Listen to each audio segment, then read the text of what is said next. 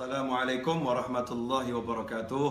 Teman-teman kaum muslimin dan muslimat dimanapun Anda berada, Alhamdulillah bisa bergabung bersama kembali saya Novel Ali Idrus. Pada episode kali ini kita akan belajar hukum membaca Al-Quran di handphone melalui aplikasi yang ada. Bagaimana hukumnya ketika kita buka aplikasi Al-Quran di handphone? Apakah kita wajib berwudu ketika menyentuh handphone tersebut? Ikhwani rahimakumullah, perlu dijelaskan bahwasannya handphone adalah handphone. Handphone bukanlah mushaf. Dengan adanya aplikasi Al-Quran, tidak serta-merta handphone kita menjadi mushaf. Ibaratnya Al-Quran kita taruh di dalam lemari kaca seperti ini yang di belakang saya. Semisal dalam lemari kaca ini ada Al-Quran yang terbuka, kemudian kita bisa melihat Al-Qurannya, mushaf Al-Quran lewat kaca yang ada. Maka apakah menyentuh lemarinya dan menyentuh kacanya itu harus dengan wudhu? Tentunya tidak, karena kita hanya melihat Al-Quran yang terbuka dan kita tidak menyentuhnya secara langsung. Yang kita sentuh adalah kacanya. Sama dengan monitor yang ada di PC atau monitor yang ada di handphone. Maka saat aplikasi terbuka, sebetulnya yang kita sentuh adalah layar kacanya.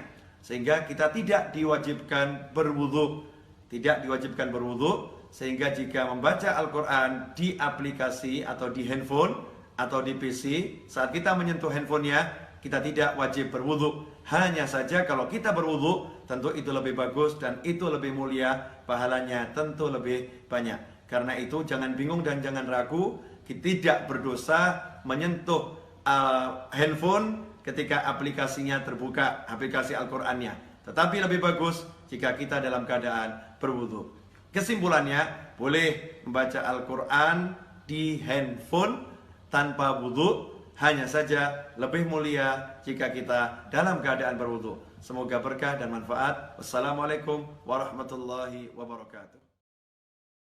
Berkaitan dengan kalamullah, apakah kalau membaca Al-Quran itu harus dalam kondisi berwudu atau tidak?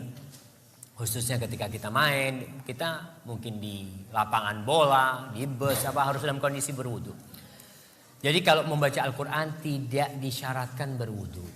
Membaca Al-Quran, menyentuh Al-Quran itu yang diperbicarakan oleh para ulama. Jumhur ulama mensyaratkan orang yang ingin menyentuh Al-Quran, menyentuh mushaf ya, Quran itu, Quran yang seperti ini, itu yang harus berwudu. Itu pendapat jumhur ulama mengatakan seperti itu berdasarkan hadis Nabi Muhammad la yamassuhu illa tahir. Allah yamassul mushaf illa tahir. Tidak boleh menyentuh Al-Quran kecuali orang yang suci. Lalu bagaimana membaca Al-Quran lewat HP, lewat tablet? Apakah juga harus berwudu? Enggak. Karena itu bukan Al-Quran. Yang kita sentuh HP. Sebagaimana kalau kita menyentuh tafsir Al-Quran tidak sama dengan menyentuh mushaf. Jadi tidak harus berwudu. Boleh kita baca Al-Quran tanpa wudu dengan HP kita. Makanya pahalanya beda. Kita baca Al-Quran lewat Al-Quran. Kemudian kita baca Al-Quran lewat HP beda. Karena di situ kita benar-benar melihat ini tulisan-tulisan firman Allah Subhanahu wa ta'ala murni. Sedangkan di HP kita macam-macam isinya. Seperti itu.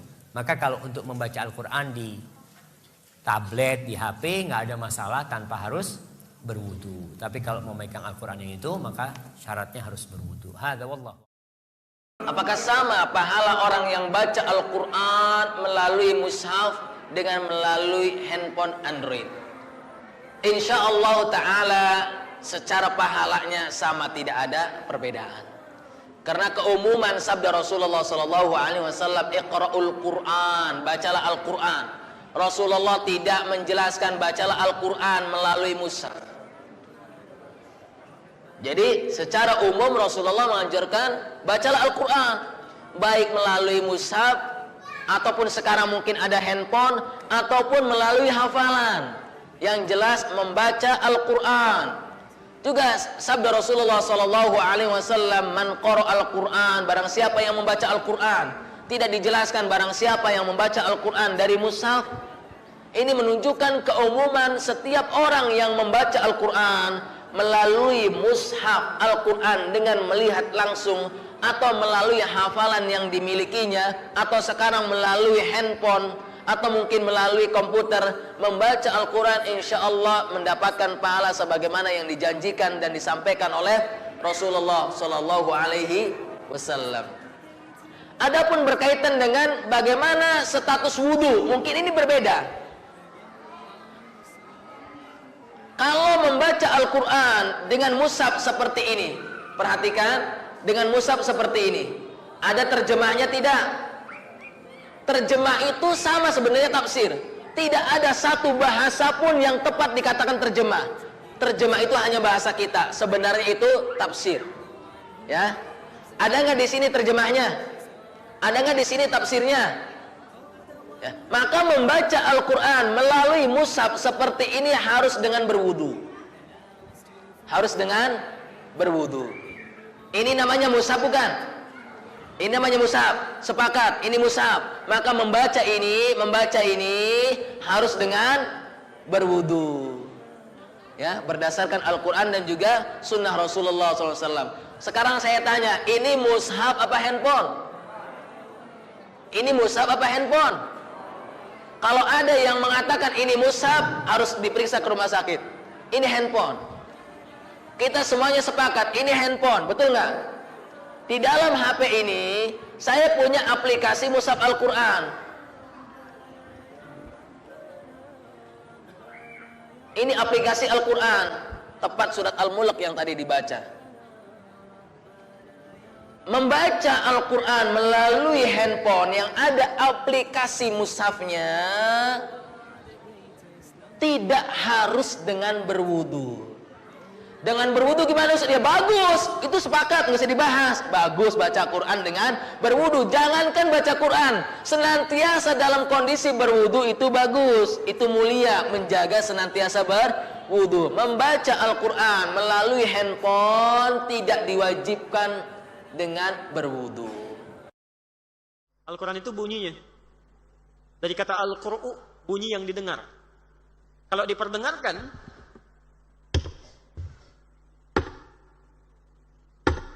kedengaran? Itu qiraah namanya, yang diperdengarkan. Tapi kalau terus-terusan diperdengarkan nyaris tanpa henti, tidak henti dan tidak bosan memperdengarkan itu, maka dirubah jadi Quran. Quran. Kalau ditambah al jadi Al-Quran, artinya khusus beda dengan yang lainnya. Kenapa Quran disebut dengan Al-Quran? Ingin menyampaikan pesan bahwa hanya Al-Quran, satu-satunya kitab, firman Allah yang akan terus dibacakan tanpa pernah putus dan orang tidak bosan membacakannya. Silahkan antum cek, pernah nggak ada orang bosan baca Al-Fatihah? Walaupun dalam sehari dibacakan 17 kali. Antum silahkan baca yang lain tuh, nggak usah 17 kali, 5 kali sehari, pasti bosan. Dan hebatnya Al-Quran, Masya Allah. Kalau di sini ada misalnya tulisan berbahasa Cina, dibaca nggak? Tidak. Kenapa? Nggak ngerti. Hebatnya Al-Quran, Masya Allah. Nggak ngerti pun masih dibaca juga. Antum yang baca Al-Quran belum tentu ngerti isinya. Itu kalau bukan firman Allah, mustahil bisa begitu. Buatan manusia itu nggak mungkin. Mustahil. Makanya setan terlibat di situ. Walaupun nggak bosan, cepat ngantuk. Silakan baca Al-Quran 1 jam begini, pasang status. Tapi baca Al-Quran baru 10 menit sudah begini itu. Karena terlibat setan di situ, pahalanya banyak. Pahalanya banyak. Nah, teman-teman sekalian, itu bunyinya. Kalau sudah dituliskan dalam bentuk tulisan, namanya bukan Al-Quran, mushaf. Mushaf.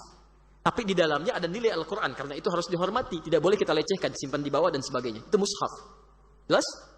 Mushaf itu sesuatu yang tertuliskan, Al-Quran yang tertuliskan di situ, yang di antara 2 jilid. Jadi isinya cuma Quran aja, nggak ada terjemahannya. Kalau sudah ada terjemahan, itu sudah berganti nama jadi terjemah. Kalau ada keterangan disebut dengan tafsir. Kalau dimunculkan kemudian di handphone, jadi aplikasi disebut dengan jihaz namanya. Hukumnya bisa berbeda. Kalau hukum bacaannya sama-sama dibaca, nggak ada masalah. Karena yang dibaca Al-Qurannya, bunyinya, nggak ada masalah. Tapi hukum terkait dengan handphone yang melekat di dalamnya Al-Quran, ya, jihaz tadi, perangkat, dengan mushaf itu beda. Kalau mushaf, Anda nggak bisa bawa sembarangan. Bisa, maaf ya, mushaf misalnya dibawa ke tempat yang kotor, ada orang ke toilet, bawa mushaf nggak boleh. Simpan di luar. Tapi kalau handphone tidak, beda. Begitu aplikasinya ditutup, nggak ada. Nggak dianggap ada. Makanya Anda boleh bawa handphone misalnya ke kamar mandi, itu sah-sah saja. Sah. Dan megang mushaf nanti dengan megang ini lain. Pegang mushaf dianjurkan berwudu, dianjurkan. Tidak punya wudu pun boleh. Boleh, tapi dianjurkan punya wudu. Tapi pegang handphone kan tidak. Lain gitu kan? Udah sampai sini ya? Ustaz, mana yang lebih baik? Baca Al-Quran pada kitabnya atau di handphone? Kapan ada Quran dalam bentuk kertas? Kalau ada orang mengatakan baca Quran mesti tengok mushaf kertas. Zaman Nabi tak ada mushaf. Quran ditulis di 3 pelepah korma, tulang onta, batu ceper, batu lepes.